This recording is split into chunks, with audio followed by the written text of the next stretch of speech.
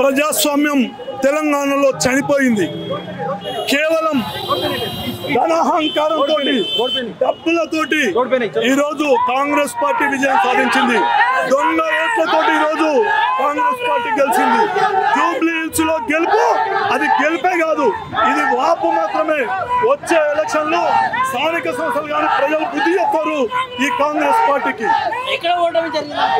కేవలం దొంగ ఓట్లను ఎన్రోల్ చేసిర్రు. ముందుగా అధికారం ఉందని అధికారులను పోలీసులను ఒత్తాసు చేసుకొని దాన్ని ఏదైతే అధికార దాహాన్ని ఉపయోగించుకొని డబ్బుల ప్రవాహాన్ని గుప్పించి ఈరోజు గెలిచిరు తప్ప ప్రజాస్వామ్యయుతంగా గెలవలేదు.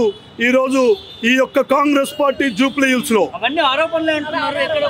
సరే ఆరోపణలనే తెలుస్తుంది, ఆరోపణలనే తెలుస్తుంది, ముందు ముందు తెలుస్తుంది. ప్రభుత్వం ఫెయిల్ అయింది, ఇచ్చిన హామీలు నిలబెట్టలేదు.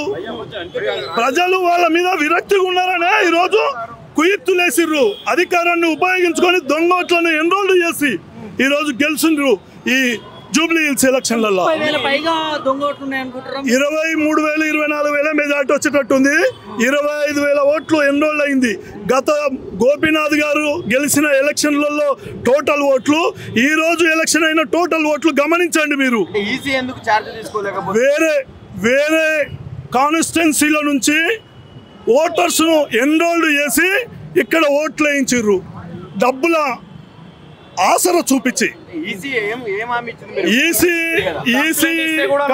పనికి రాలే. ఇంకోటి ఎన్నో దొంగ ఓట్లు వేసారు. లాస్ట్ 3 గంటల తర్వాత మొత్తం కుమ్ముకాయ లైటే లేదు.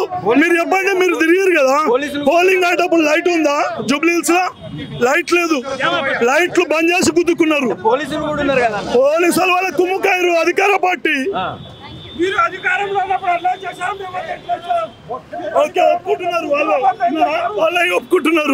వాళ్ళు ఒప్పుకుంటున్నారు. ప్రజాస్వామ్యం లేదు తెలంగాణలో, ప్రజాస్వామ్యం కూలించిపోయింది. బీజేపీ కాంగ్రెస్ కుమ్మక్కై ఓటమి. ఇది బీజేపీ కాంగ్రెస్ కలిసి చేసిన కుట్ర.